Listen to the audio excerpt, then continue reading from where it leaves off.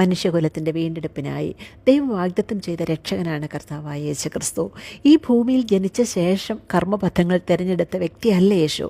പെട്ടെന്നൊരു ദിവസം പ്രത്യക്ഷപ്പെട്ടതുമല്ല. യേശുവിൻ്റെ ജനനത്തിന് വളരെ വളരെ മുൻപ്, മനുഷ്യൻ്റെ ഉൽപ്പത്തി മുതൽ തന്നെ ഈ രക്ഷകനെക്കുറിച്ച് വ്യക്തമായ പ്രവചനങ്ങൾ ബൈബിളിൻ്റെ അനേക താളുകളിൽ പല നിലയിൽ രേഖപ്പെടുത്തി വെച്ചിട്ടുണ്ട്. കർത്താവിൻ്റെ ജനനത്തിനായുള്ള മുന്നൊരുക്കം മനുഷ്യ സൃഷ്ടിക്ക് മുൻപ് തന്നെ ദൈവം ആരംഭിച്ചിരുന്നു. യേശു ജനിക്കുന്നതിന് മുൻപേ പ്രവാചകന്മാർ യേശു ദാവീദിൻ്റെ ഗോത്രമായ യഹൂദ ഗോത്രത്തിലാണ് ജനിക്കുക എന്ന് പ്രവചിച്ചിരുന്നു. അതുകൊണ്ട് യേശുവിനെ ദാവീദ് പുത്രനായും ബൈബിൾ രേഖപ്പെടുത്തിയിരിക്കുന്നു. യഹൂദ മതഗ്രന്ഥങ്ങളിൽ ഇത് പണ്ടേ വ്യക്തമാക്കിയിരുന്നതിനാൽ എല്ലാ യഹൂദന്മാരും ഇത് വിശ്വസിക്കുകയും യേശുവിൻ്റെ ജനനം പ്രതീക്ഷയോടെ കാത്തുകൊണ്ടിരുന്നു.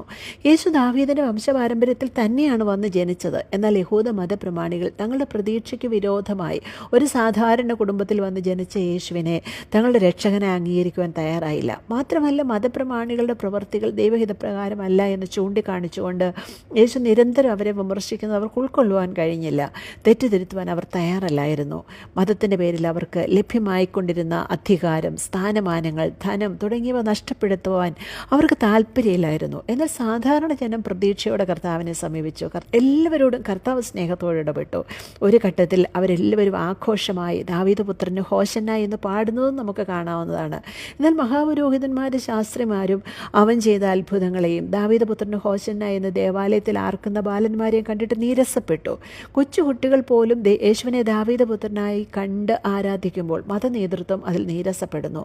സ്വയം ദൈവവചനം വായിച്ച് പഠിക്കുവാൻ കഴിവില്ലാത്ത, ആരൊക്കെയോ പറയുന്ന ദൈവവചനം കേട്ട് മാത്രം പരിചയമുള്ള കുരുടരായ യാചകർ പോലും യേശു അവരുടെ അടുത്തുകൂടി കടന്നു പോകുന്നു എന്ന് കേൾക്കുമ്പോൾ പ്രതീക്ഷയോടെ ദാവീദ് പുത്ര കരുണ തോന്നണമെന്ന് നിലവിളിക്കുകയും കർത്താവരുടെ വിശ്വാസം കണ്ടവർക്ക് കാഴ്ച കൊടുക്കുകയും ഒക്കെ നമുക്ക് കാണാവുന്നതാണ്. എന്നാൽ മതവിശ്വാസത്തിൻ്റെ മതഗ്രന്ഥങ്ങളുടെ എല്ലാം കാവൽക്കാരായ, എല്ലാം അറിയാമെന്ന് നടിക്കുന്ന മതപ്രമാണികൾ ഈ കർത്താവിനെ തിരിച്ചറിയുന്നില്ല. അധികാരം എത്രമാത്രം അവരെ അന്ധരാക്കിയെന്ന് ഇത് വെളിവാക്കുന്നു. കർത്താവ് പലപ്പോഴും വളരെ രൂക്ഷമായ ഭാഷയിൽ മതപ്രമാണികളോട് സംസാരിക്കുന്നത് നമുക്ക് കാണാവുന്നതാണ്.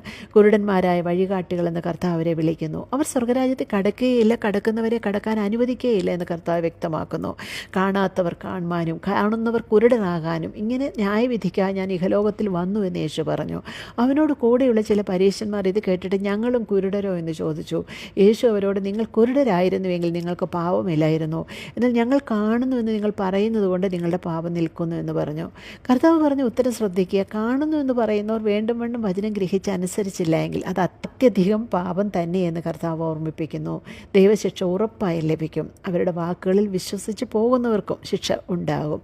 അതുകൊണ്ട് പ്രിയമുള്ളവരെ, കണ്ണു തുറന്ന് ദൈവവചന സത്യങ്ങൾ ഗ്രഹിക്കുക, പ്രമാണിക്കുക. ദൈവം നമ്മെ സഹായിക്കട്ടെ.